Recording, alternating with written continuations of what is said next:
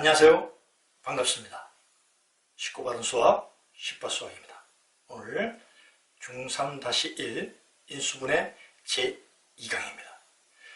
저번 시간에 인수분해 공식, 인수분해의 대략적인 내용들, 개관을 살펴봤습니다. 인수분해는 여러 번 끊어서 공부를 해야 하기 때문에 시작할 때마다 살펴보도록 하겠습니다. 인수분해 공식 정확하게 확실하게 외워야 된다 그랬죠? 선생님하고 다시 한번 확인해 봅니다. 1번서부터 5번까지 차례대로 합니다. a제곱 마이너스 b제곱은 a 플러스 b, a 마이너스 b. a제곱 플러스 2ab 플러스 b제곱은 a 플러스 b의 전체제곱. a제곱 마이너스 2ab 플러스 b의 제곱은 a 마이너스 b의 전체제곱. x제곱 플러스 a 플러스 bx 플러스 ab는 x 플러스 a, x 플러스 b. ac x제곱 플러스 ad 플러스 bc x 플러스 bd는 ax 플러스 b, c x 플러스 d. 잘 되셔야 됩니다. 인수분해의 내용도 차례대로 정의. 인수분해 정의가 뭐였죠? 하나의 다항식을 두 개 이상의 다항식의 고백꼴로 나타내는 것, 그게 인수분해였습니다. 전개의 역연상, 정의도 전개의 반대겠죠. 또한 인수가 뭐냐는 것을 확인했습니다. 당연히 인수분해를 배우니까 인수의 뜻도 정확히 알아야 되겠죠. 인수분해 했을 때 나타나는 각각의 식을 인수라고 합니다. 인수분해를 하는 범위는 원칙적으로 유리수 범위다. 그 이상 중학교에서 실수 범위 혹은 고등학교에서 복소수 범위를 인수분해할 때는 문제에서 요구되어지든지 아니면은 내가 필요할 때만 인수분해를 더 진행한다. 또 방법은 첫째가 공통인수다. 공통인수를 묶어내거나 아니면 공통인수가 존재하지 않을 때는 항의 수를 염두에 두면서 진행한다. 그 첫째를 저번 시간에 했습니다. 어떨 때? 항이 두 개 있을 때. 항이 두 개 있는데 공통인수가 없다. 그러면 공식 1을 적용한다 했어요. 그죠? 공식 1이 뭡니까? a제곱 마이너스 b의 제곱은 a 플러스 b, a 마이너스 b. 즉 어떤 수든 어떤 식이든 제곱 마이너스 제곱의 꼴로 나타났을 때 바로 이 1번 공식을 적용한다 라는 얘기였고요. 이때 주의할 점 하나는 흔히 이 1번 공식을 얘기할 때 2학년 곱셈 공식을 배울 때부터 이것을 흔히 합차라는 말을 해요. 합차. 이거 조심해야 됩니다. 편의상 합차라고 부르지만 저 말이 맞지는 않습니다. 왜냐하면 어떤 두 수 A, B의 합은 A 플러스 B가 맞아요. 그러나 A 마이너스 B가 차는 아닙니다. A 마이너스 B가 차가 될 수는 없다. A 마이너스 B가 차가 되기 위해서는 A가 B보다 적어도 크거나 같을 때입니다. 아니면 A 마이너스 B의 절대값을 취해주든지 이럴 때만이 차입니다. 이 얘기를 선생님이 여기서 한번 적용하는 이유가 앞으로 차를 다룰 때가 있는데 여기서 많은 실수가 나타납니다. 수를 다룰 때의 차에서는 학생의 실수가 없지만 문자 혹은 문자식을 다룰 때의 차에서는 실수가 곧잘 나타납니다. 그래서 저 말을 쓸 때 주의를 해야 된다라는 것을 알려주기 위해서 그렇습니다. 오늘은 항이 3개 있는 것을 할 거예요. 항이 3개 있을 때는 공통인수가 있나를 먼저 확인하고 공통인수가 있어 묶어내고 공통인수가 없으면 완전제곱식이 이루어지는지 완전제곱식이 이루어지지 않는지 그 여부부터 확인을 해야 됩니다. 만약에 완전제곱식이 이루어지면 공식 2, 3번을 적용해야 되고 저 형태를 보듯이 완전제곱식이 되는 거죠. 완전제곱식이 안 되면 공식 4, 5번을 적용해야 됩니다.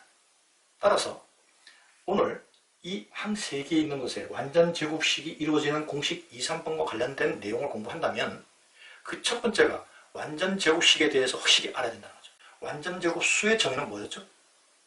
어떤 자연수의 제곱인 수를 완전제곱수라고 합니다. 그렇다면 완전제곱식은 뭐냐? 다항식의 제곱으로 된 식이에요. 많은 책과 선생님들이 다항식의 제곱으로 된 식 또는 거기에 상수가 곱해진 식 이런 표현을 씁니다. 그래서 이렇게 상수 A가 곱해진 이런 형태를 전체적으로 완전제곱식이라고 부르는데 크게 의미가 없다는 거죠.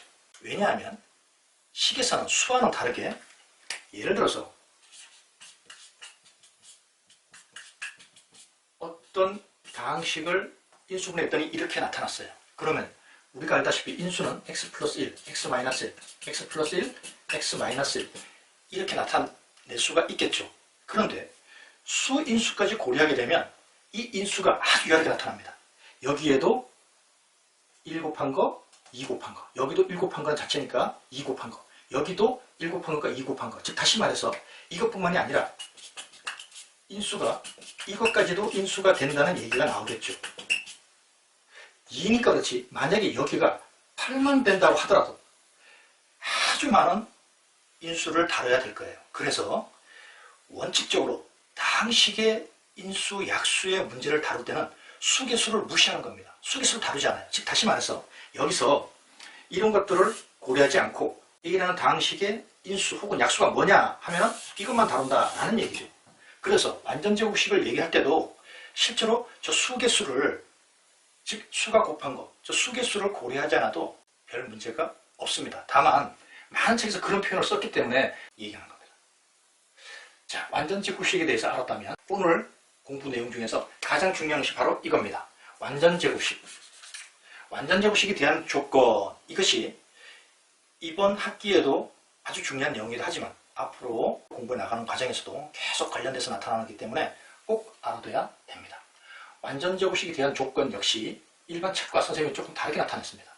보통의 책들은 이 A라는 2차의 개수를 1로 고정시켜 놓고 얘기해요. 그러니까 A가 1일 때는 요거만 나타나겠죠? 선생님은 완전제곱식이 되기 위한 값은 1차의 개수의 반의 전체 제곱 그 얘기를 하는 겁니다. 한 번 더 이런 형태에서 이 x에 관한 2차식이 완전제곱식이 되기 위해서는 1차의 개수 여기다가 2분의 1을 곱하는 겁니다. 반팅이를 내는 거예요. 2분의 1을 하고 그 2분의 한 것을 제곱하면 됩니다. 그런데 이때 2차의 개수가 1이 아닐 때는 그 값으로 나눠줘야 됩니다. 만약에 보통 설명하듯이 2차의 개수가 1일 때, 즉 A가 1일 때는 우리 식도 똑같이 A가 1이니까 이 과정이 진행이 안 돼도 괜찮겠죠? 그럼 동일하게 됩니다. 그러나 시험이 꼭 2차의 개수가 1만 나오지 않습니다. 절대로 그렇게 나오지가 않아요. 그러니까 이렇게 완전제곱식에 대한 조건을 지금 다루는 것은 공식화해서 쓰려고 다루는 건데 공식화해서 쓰려면 좀 더 일반화된 형태가 더 필요하다. 그래서 선생님은 이렇게 학생들을 가르칩니다. 두 번째 식도 마찬가지예요. 두 번째 식도 이 A제곱을 드러내지 않고 다뤄줍니다. 그러면 이 네모 부분이 그냥 플러스 마이너스 2b가 돼요. A가 안 나타납니다. 그러나 A제곱이 1일 때는 역시 마찬가지로 A가 1이 되기 때문에 플러스 마이너스 2b라는 형태가 똑같이 나타나는 거죠. 역시 마찬가지로 2번 식도 보다 더 일반화시키기 위해서 선생님은 이렇게 나타냈습니다. 물론 완전제곱식이 되기 위한 조건을 파악하는 데 있어서 공식화된 형태로 파악할 수 있는 것만은 아닙니다. 거기서 문제를 통해서 확인해 나가도록 하겠습니다. 가장 중요한 것은 형태예요. 자, 인수분해를 해라. 그러면 인수분해는 항상 어떤 일정한 과정, 루틴이 중요하다고 그랬죠? 그 루틴을 항상 밟아나가야 됩니다. 아, 공통인수 있나? 이부터 시작한다고 했어요. 왜? 방법은 여기서부터. 공통인수 없네? 그럼 항이 3개네? 그럼 완전제곱이 되나 안 되나? 완전제곱식의 여부를 파악하는 것은 이 구성을 이해하면 돼요. 아, A제곱이구나. 그리고 완전제곱이 되기 위해서는 플러스 마이너스 2B의 부족이 나타나기 때문에 2 그리고 요 형태 A가 되고 12A가 되려면 아, 6이 더 있어야지만이 12A가 되는구나. 그렇다면 여기도 6의 제곱이 되나? 요 6의 제곱이 되나? 6의 제곱 36이네? 식의 구조로 봤을 때 완전제곱식이구나. 그러면 무조건 완전제곱식이니까 이런 형태가 갖춰지겠죠? 그럼 여기 뭐가 있어야 되나? A. 또 여기는 뭐가 있어야 되나? 플러스 6. 초보일 때는 내가 한 것이 정확히 했는지가 분명치 않다. 좀 더 확인해 보겠다 싶으면 전개는 쉽죠? 여기서 곱셈 공식을 이용해서 전개를 해봅니다. 그러면 금방 확인이 되죠. 정답 처리가 됐다는 것을 알 수가 있습니다. 여기도 마찬가지. 항상 이 식의 구조를 모르면 실력이 늘 수가 없어요. 그래서 이 4x 제곱이라는 것은 2x의 전체 제곱이다. 아, 우리 공식에서 a가 2x가 된 거구나. 그러면 마이너스니까 마이너스 2 그리고 요 2x 하고 마이너스 12x가 되기 위해서는 다시 3이라는 값이 더 있어야지 전체적으로 마이너스 12x라는 것이 맞춰지겠죠? 이랬을 때 이 3의 제곱으로 나타나느냐? 완전 제곱식이 되겠구나. 만약에 이렇게 3의 제곱을 했는데 여기는 예를 들면 8이 돼 있다. 그럼 그것은 완전 제곱식 되지가 않겠죠. 다른 방법으로 인수분해를 해야 됩니다. 따라서 얘는 2x, 여기 3.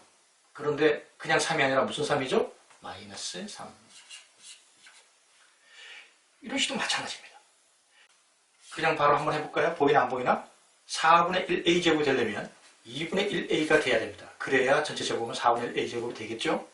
그리고 4b 제곱이 되기 위해서는 플러스 마이너스 2b가 돼야 돼. 그런데 여기에 마이너스니까 여기는 마이너스 2b 이렇게 되겠죠. 구조를 이해하면 쉽습니다. 이 문제를 어떻게 푸냐 하면요. 이 4분의 1이라는 개수로 전체를 식을 묶어내기도 합니다. 4분의 1을 묶어내요. a제곱 마이너스 8ab 플러스 16b제곱. 그러면 4분의 1 a 마이너스 4b의 전체 제곱 이렇게 나타납니다. 이 값과 이 값은 동일한 값이에요. 실제로 여기서 4분의 1을 묶어내서 정리하면 동일한 값이 됩니다. 그래서 이 두 식은 다 정답입니다. 4번을 다루는데 항이 3개는 공식 아닙니다. 언제나 뭐를 먼저 찍고 가야 된다? 공통인수를 먼저 찍고 가야 된다. 따라서 저 속에 공통인수가 이미 존재합니다. x, y라는 공통인수가 있어요. 그래서 4x 제곱 마이너스 20 xy 플러스 25 y 제곱. 그리고 나면 이 다항식에서 인수분해가 되어집니다. 어떻게? 항 3개인데 완전 제곱식이 되겠죠? 2x 마이너스 5y.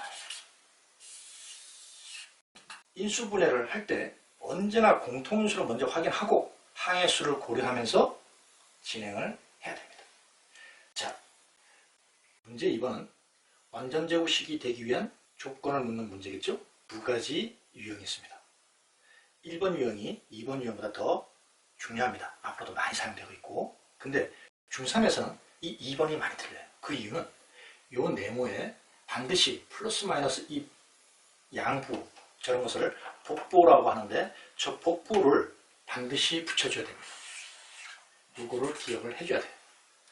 또 일반 책에서 여기 네모 앞에 음수부호를 빼는 경우가 있는데 아닙니다.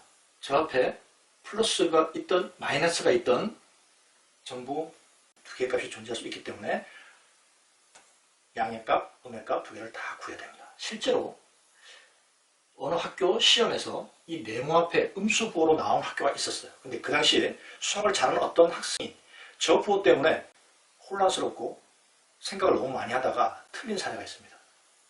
반드시 여기 부호가 어떻든 간에 두 개의 값이 가능하다. 꼭 기억을 해주고요. 또 이렇게 공식화해서 쓸 수도 있지만 실제로 원리를 이용해서 아는 것이 더 중요하기 때문에 일단 세 가지 방법으로 확인을 하겠습니다. 우선 식의 구조를 생각하면서, 즉 다시 말해서 a제곱 10a는 2 곱하기 a 10a가 되기 위해서는 5가 더 곱해져야 되고, 그렇다면 5의 제곱, 그것이 바로 뭐였다. 우리가 구하는 값은 25. 또 완전 제곱식이 되도록 한다고 했으니까 완전 제곱식을 이렇게 미리 만들어 놓고 생각할 수도 있습니다.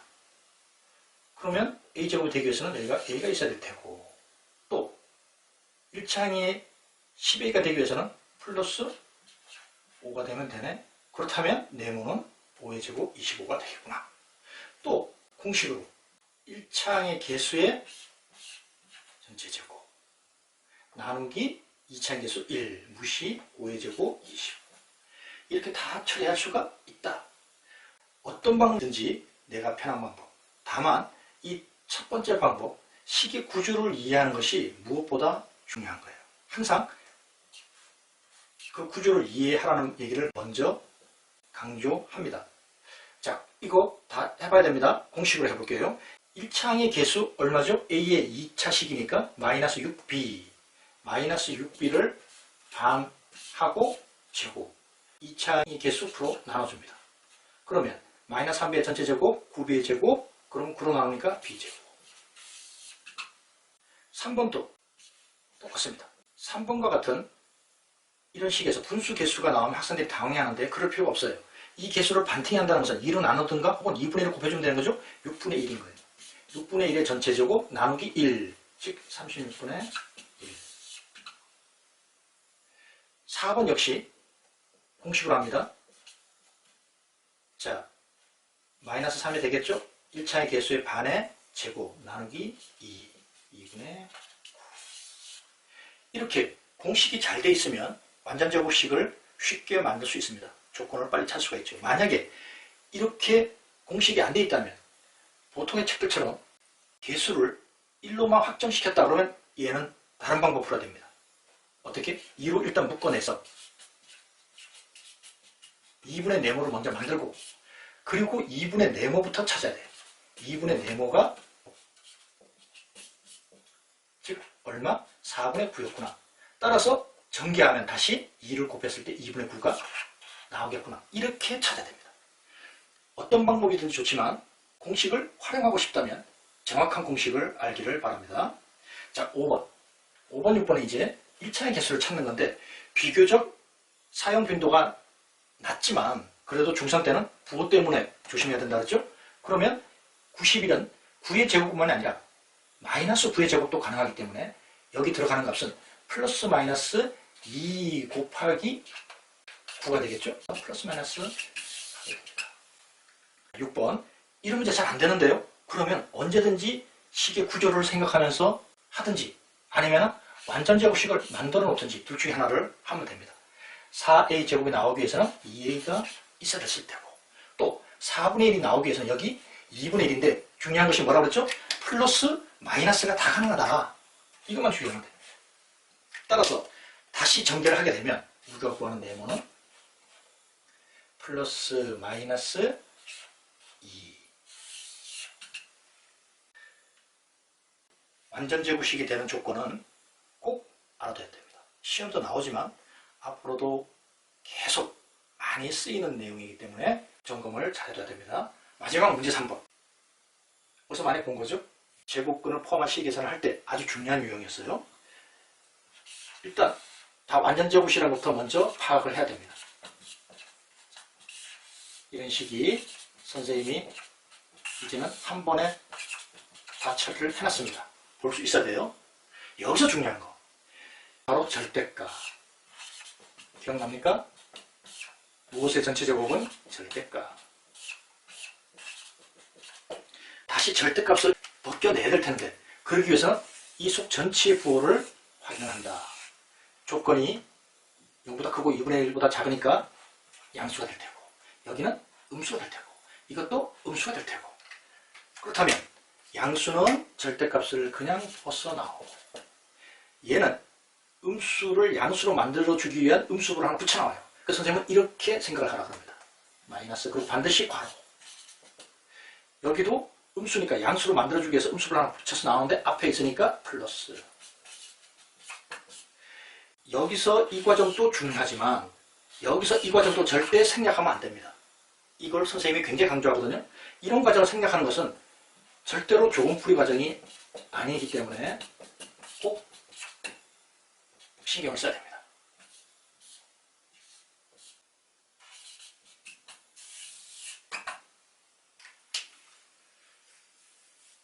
오늘 항이 3개인 다항식의 인수분해 그 중에서 완전제곱식이 이루어지는 완전제곱식의 구조를 가지고 있는 항 3개의 다항식을 인수분해 했습니다. 다음 시간은 인수분해 제3강 항의 개수는 3개 동일하지만 완전제곱식이 안 될 때 어떻게 인수분해 하느냐 그 내용을 공부하겠습니다. 수고 많습니다.